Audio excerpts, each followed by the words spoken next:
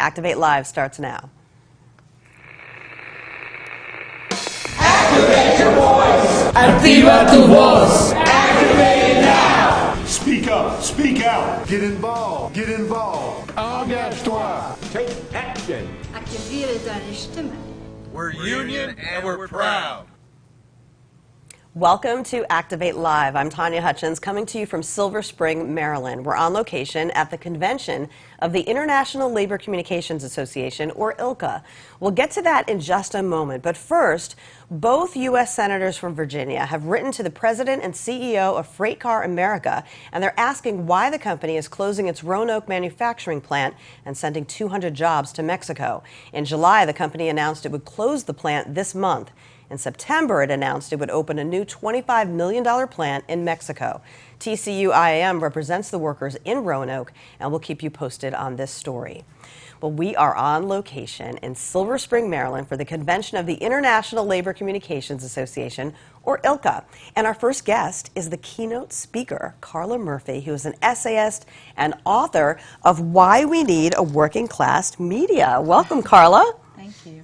Now, you wrote recently for Dissent magazine, and it's a quarterly nonprofit magazine on politics and ideas, and Dissent says that it takes pride in cultivating the next generation of labor journalists. And in your article, you ask what could the political effects be of a media that actually served working class Americans. What would your ideal media outlet look like? Wow, my ideal media outlet. A couple of things. One, its portrayal of the working class would show its diversity and the heterogeneity of it, so it would not just be a white working class male factory worker, for example. I think it would also show not just our problems. I think it would show the full life of people, their families, their homes, their communities, but we would not just be defined by what we don't have, for example, or our problems. And those are probably the two basic things. Also, perhaps a level of anger, at least in the opinion section of that media. I'm glad you mentioned that, because in that article you were proposing 3 things that could fix this or actually make things improve. So anger is a big one, isn't it? Definitely. And fix is a big, I'll say for the article, I wrote it as an invitation to have a conversation. So I don't come at this as though I have all the answers. It's more so I'm seeking conversations with other people, and let's brainstorm and figure out what's our path to get to this place, right? And the 3 minimum components I wanted to propose for that conversation, anger is definitely one of them. And how could you not be angry if you're looking at the last 40 years of this country? The second one would be kind of viewing power from the underside.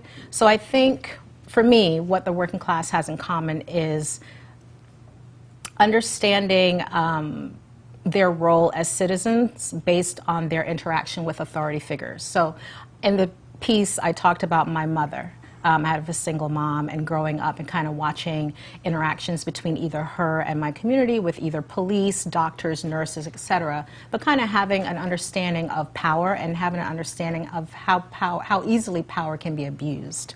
I think that's very important. How old do you think you were when you started to notice the interactions and her relationship? Oh, I was very young. I was a child. I would say the earliest was probably, the one that's in my head right now is probably 9 or 10 years old. Okay. I think children pick this up very easily. I think children very easily see how their parents or their guardian are interacting with other adults, particularly if the other adults are authority figures. So a perfect example would be, for example, teachers. You see how your teacher speaks to your mother or your father, and you take note of those things. And I think that's something, if I can be so bold as to say, I think that's something that many working class people might have in common. Definitely. Okay, the third one that I remember is the perception of the working class, because we see how we're portrayed by mainstream media, but could you elaborate on that a little bit? Yeah, mainly I think how working class people show up is, we show up as problems to be solved. And that's not our full life, right? I would like our full lives to be shown. So there's joy, there's happiness, there's pain, there's all of it. And I think that a media, to do us justice, would show the full life right? You mentioned something, and this is a word for word, but you were saying, you know, you can not make a lot of money, you can be poor, but still have joy in your life. Of course. You know, yeah. and you're just, there's so many times when the working class is covered or poor people are covered, and the media is only talking about income versus how to gain wealth.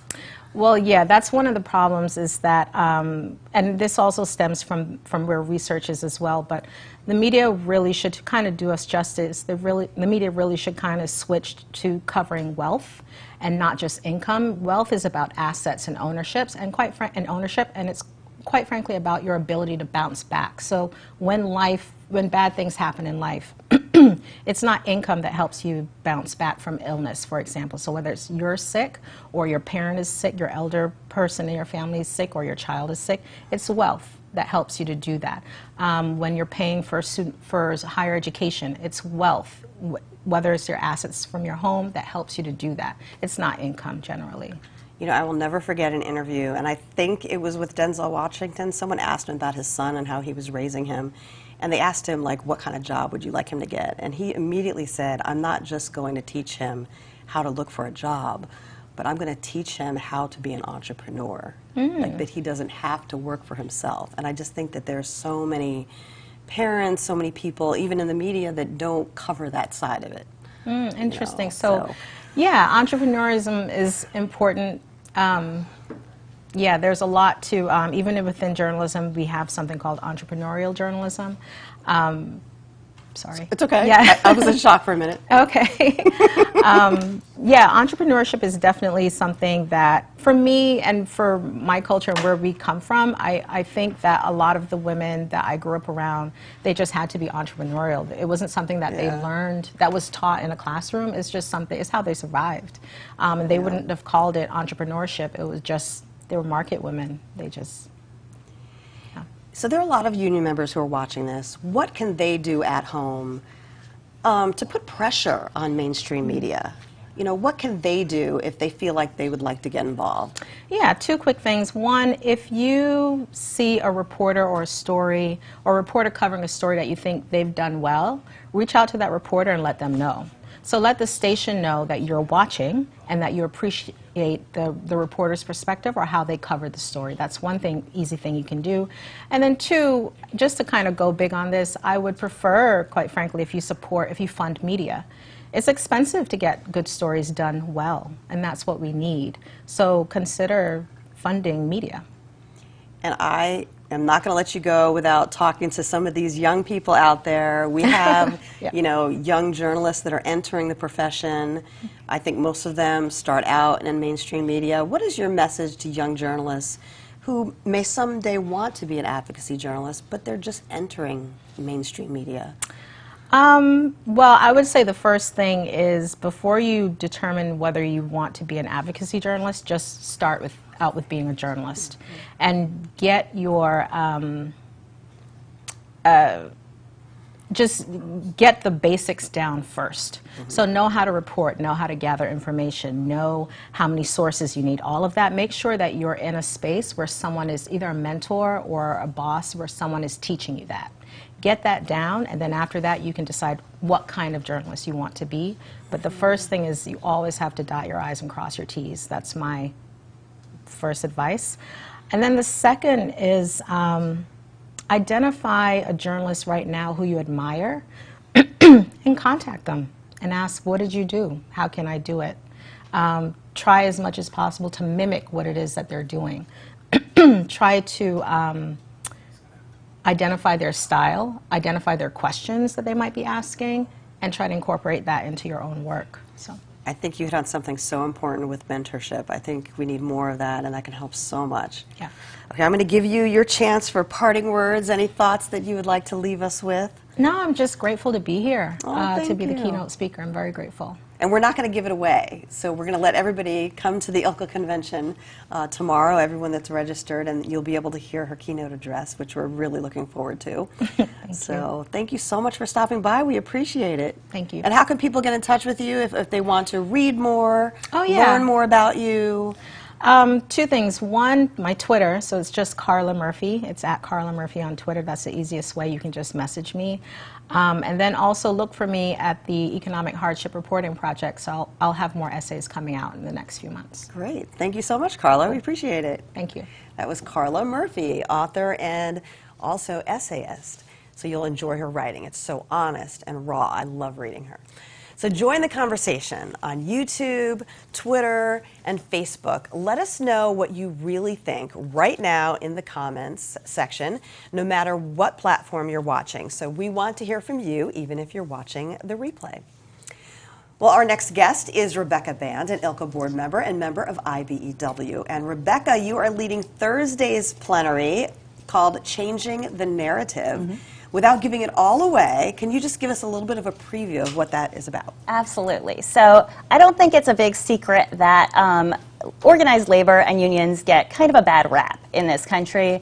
If you ask any Joe on the street, tell me something you've heard about labor, you're going to generally hear the same negative stereotypes over and over and over again. That doesn't happen by accident. That's a result of over 40 years of concerted efforts by opponents of labor, the corporations and their cronies. It's a really small but very powerful group who've orchestrated this very negative story, this really anti-union narrative that has really infiltrated our entire vernacular. And what we decided to do was rewrite the narrative. We're the ones who should be telling our own stories. We're sick and tired of our opponents defining us. So we did a little bit of public opinion research, and we started this project around 2010. So this is about almost 10 years going now that we've been working on this project in California. And it's not an easy task, is it? It's not. It's not an overnight solution. You don't just do a few focus groups and polls and solve the problem that has been 40 years in the making. But what we did do is we've developed and crafted a new pro-labor narrative that we can all use. And these are messages that appeal to Republicans and Democrats. They appeal to people from all walks of life and all political spectrums. They appeal to people who have never met a union member and people who hate politics. And that's because the issues affect everyone. Exactly. And when you start to redefine what unions are about and you really help people understand that unions are simply working people standing together, then all of a sudden a little light bulb goes off and they're like, huh, so I guess they aren't just a bunch of negative stereotypes. Maybe they do serve a purpose. I'd like to learn more. And what we found is even through Janus versus AFSCME, where there was a lot of hostility, pressure on public sector union members to drop their membership, this kind of verbiage, this kind of narrative, painting a new story about organized labor has really helped to strengthen the labor movement in California, and we're seeing a change in public opinion, in particular with younger folks, millennials, people of color, Latinos. The public opinion is changing, and this is part of it. So we're going to talk really in depth about the new narrative, how we use it, how we've been using it in California, how we crafted it, and how everybody in the room tomorrow will be able to leave with tools that they are able to use and go out there and have some great conversations about labor. Now, part of those tools, or at least one of those tools, I saw one of your handouts, is something that the AFL-CIO talks about as well, are words to lose and words to use. Can you give us one example? I can. So when I first got into the labor movement, and I won't date myself, but that was back when union was a dirty word, right? And we were all taught, oh, don't say the word union at all. In fact, you shouldn't even, mention it in conversations.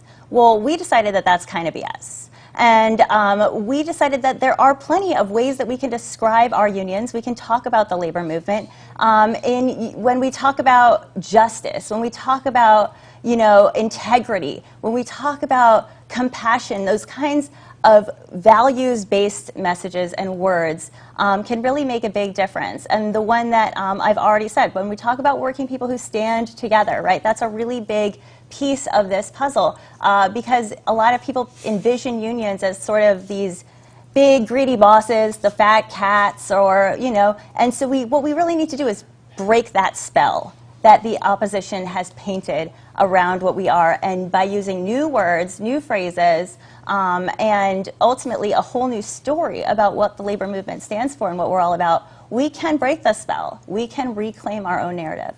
We can explain to them what unions really are. It's true. How important is it that we stay on the offensive rather than being on the defense? I think that our opponents have done such a good job at forcing us to be forever on the defense, right? They come at us with an onslaught of attacks. I mean, Janice being kind of the biggest and most noteworthy and recent, but every single right to work, every single anti-PLA ordinance, every single proposition that we have to fight up against, we're on the defense, right? And that's really changed the way that we present and the way that we talk about ourselves, because we aren't really able to move forward, right? If you think about a football game, if you're on the defensive line, you're not getting closer to your own goal, right? And so you really want to think about going on offense so that we can eventually make progress, right? We want to move forward, and we want to move the conversation forward instead of being stuck in the same square box that we've been painted in for the last 40 years. So what are your parting words for people who may have never been to an ILCA convention before and they're thinking about coming here in that context of changing the narrative? What are your parting words? Well, I think that if you're feeling frustrated about the conversations that you overhear or the ones that you maybe have been having, and maybe they're at work with a coworker who's a little bit anti-union, or maybe they're at church or your kid's soccer game or around the Thanksgiving table, since that's coming up, and we all have that uncle, right? That uncle that comes at you.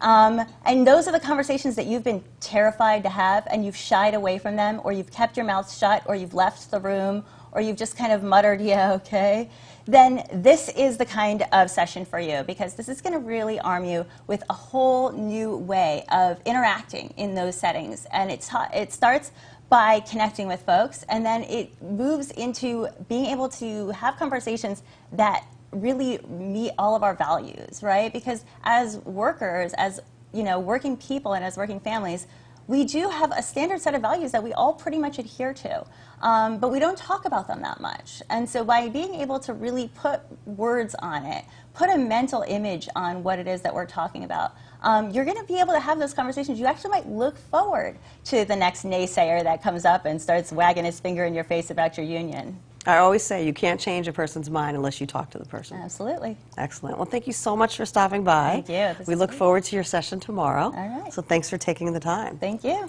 And thank you for taking the time. We are at the ILCA Convention, so you too can join the conversation. If you're just joining us at the Tommy Douglas Center in Silver Spring, Maryland, the site of the ILCA Convention, which takes place Thursday and Friday, we're giving you a preview of what to expect, a little bit of a preview. Our next guest is the immediate past president of ILCA, Howard Kling, who leads the Friday plenary, and we welcome him now. Thank you so much. Oh, my pleasure.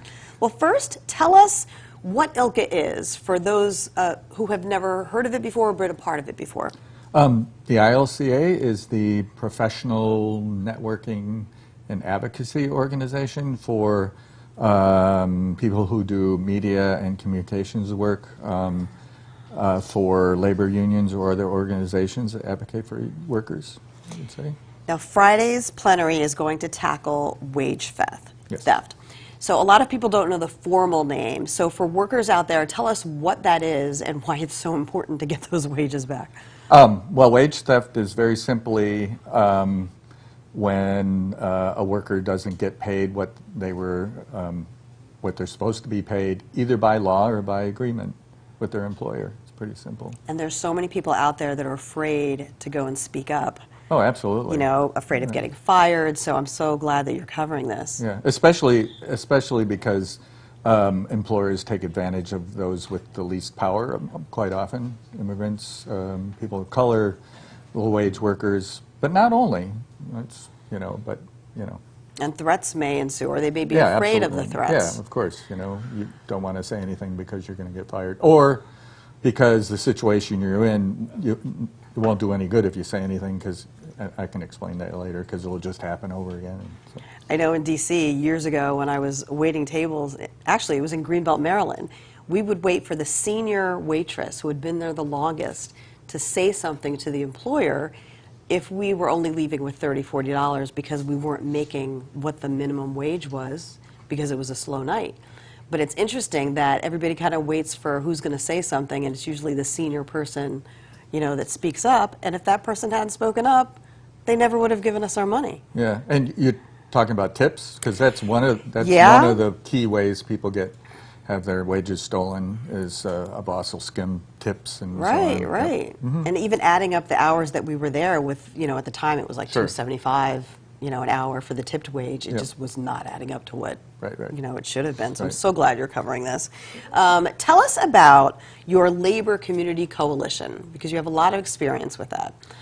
Right. Well, yeah, right. So first of all, in Minnesota, the whole movement around fighting wage theft started, of course, with a bunch of different organizations. One of the primary ones is the Center for Workers United in Struggle, which actually is in Spanish, but I'm not going to butcher it. No, go ahead. Oh, well, that's okay. Yeah, It's all right. Centro de Trabajadores Unidos en Lucha is I Good think, job. what it is. But, and they've been organizing low-wage workers since about 2010. And the thing they found fairly quickly is that is what we now call wage theft, that people are just not paid overtime, their hours are messed up and consistently and so on. And they successfully organized around that sort of thing for years. And What kind of power did that bring, the fact that it was a coalition? well, that was leading into the coalition. So they were one of the organizations, the carpenters, some other SEIU, healthcare, but none, and building trades around prevailing wage. All the people were separately organizing around what we came to identify as wage theft, in their various industries. And we actually, Workday Minnesota did a series, and this is an online labor news service that we do in Minnesota, did a series in 2016 investigating wage theft, and it got media attention, mainstream media attention, and the attention of some politicians and so on, as well as the community. And we were asked to pull together a coalition. So because we're kind of a neutral, I'm at the University of Minnesota as a labor education program, and we were able to pull together this broad coalition. Which is a lot of work, right? Like if somebody hasn't built a coalition. Yeah, yeah, right. Yeah. There's sort of a lot of anxiety, like, are they really going to show up to a meeting? But What did you do, invite people that you knew would support the effort? Yeah, basically it started with those organizations that we had been in touch with and that we already knew were working on wage theft. And it kind of grew itself in a lot, by word of mouth. That was really interesting. More and more people came. We learned more and more stories, and it built up to the point where now, it includes actually, labor unions, community organizations, and people who are in enforcement in Minneapolis and St. Paul and the state, and even federal. Enforcement around wage and hour laws. So it's pretty broad, and we also got the attention of the then governor, the current governor, the lieutenant governor, who's now our senator, and so on. And really, so yeah, it's based on telling stories, really. Now, Friday's plenary is kind of set up like a panel discussion. What is that going to be like? Well, I invited two people from Minnesota who were really important to this whole thing. Susan Kikuchi was an organizer with SATOOL, is the acronym for the Workers Center organization. She was an organizer, and basically she and I coordinated this coalition, and she's done a lot of work around wage theft leading up to the coalition, did a lot during it, and she's going to come and tell a lot of the stories. And so the important thing I think I want to leave with, and she's kind of at the heart of this, is that it was telling people's stories and organizing at the same time in activism. So it wasn't just doing media, and just, it was also, using the power that those stories have of what people's real lived experience to, enact change, but also give people the courage and the power to do something about it. So really putting a face on these stories absolutely. that you could relate to. So here's the thing, like, even Republicans don't like wage theft. It's kind of like, sometimes say it's kind of like our right to work. I mean, how can you be for wage theft? Right, right. I mean, and how tricky right to work is sometimes. So, and we're finding that, but there were lots of folks that said, yeah, fine, but it isn't real or something. And so putting a face to it was the main thing we had to do and tell the stories, and they're very compelling stories about what happened to people. So, yeah. So how long have you been in the labor movement? Do you remember your entry into the labor movement? Actually, that was at the University of Buffalo, being the president of our graduate student union, employees union, and then getting involved in helping form another coalition in Buffalo, New York, the West New York Labor Coalition for Jobs. You were the coalition guy, aren't I guess so, yeah. Excellent. Yeah. Well, thank you so much. We look forward to this week's convention. Yeah, great. Thank you for allowing us to come into your house and Oh, it's a pleasure, of course. and do a preview, so Yeah. we'll look forward to it. And we will try to help bring parts of the convention to the audience through ILCA. Cool. We'll tease that part. We won't give you all the exact info yet, but Great. we look forward to it. Thank Yeah. you so much. All right, thank you. Oh, wait. There's one Oh, wait. more thing. Just one more thing. I want to ask you about the Workday Labor News Service. Oh, sure. Tell me a little bit about that. Oh, okay. So it's Workday Minnesota. We started it in 2001. It was, we think it was the first online labor newspaper, but not a paper anymore in the United States. We're inspired by Labor Start back in the 90s, so it still exists, I think, or I know. But anyway, it's it's a daily labor newspaper that's online that tells the story of workers and workers' struggles. And we just hired a new editor, and he's doing a lot of actually investigative journalism, and he's uncovering a lot of new stories. We're kind of going in that direction. That's a good direction to go in, yes. Yeah. Well, thank you so much. That's the Workday Labor News Service, so look it up. Thank you so much. Right. So what do you think about this week's ILCA convention and what you've heard today? Let us know by commenting on YouTube and Facebook or by replying on Twitter. So keep the comments coming. Well, here is a first look at this week's labor history for November 13th. On this date in 1909, 259 men and boys were killed in a coal mine in Cherry, Illinois. Although this photo actually states in the little right-hand corner 400 miners at the time, 259 is the official number. In 1974, 28-year-old Karen Silkwood died in a car crash while on her way to meet a reporter. She was a union activist and a technician at the Kerr-McGee-Cimarron plutonium plant near Crescent, Oklahoma. Now, 12 years later, the company paid Silkwood's estate more than $1 million, settling a 10-year-old nuclear contamination lawsuit. And in 1982, the Vietnam Veterans Memorial was dedicated on the National Mall in Washington, D.C. Well, if you're a member of the IAM, one of the benefits of your union membership is to take classes at the Wimpesinger Education and Technology Center in Hollywood, Maryland. And that 2020 schedule is available online now. Just go to the website, wimpesinger.iamaw.org. That's wimpesinger.iamaw.org. You can see all the deadlines for 2020. And our Machinist State Council meetings are coming up. It's actually one, November 14th to the 16th. The Washington Machinist Council is going to meet in Union, Washington. And those will get you some more dates for next year as well. And Woofstock is coming up. It's the 39th annual Guide Dogs of America William W. Wimpesinger Charity Banquet.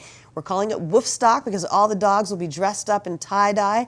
This is the biggest fundraiser for Guide Dogs of America, which is our favorite charity that raises money to raise the guide dogs, train them, and train the recipients for free who are visually impaired or blind. So that's November 21st to the 23rd in Las Vegas, Nevada. And that's it for today's episode. Next Wednesday, we'll recognize Latina Equal Pay Day. We'll showcase community service on the IAM's part. It's part of our mantra and our motto, service to the community. And we'll learn more about the union benefit that helps you get your 4-year degree. You've heard about free college. Now, there's a benefit to help you finish out that 4-year degree. Support your union siblings. Share this video to your local or district page. And thanks to all of you who already do. See you next Wednesday.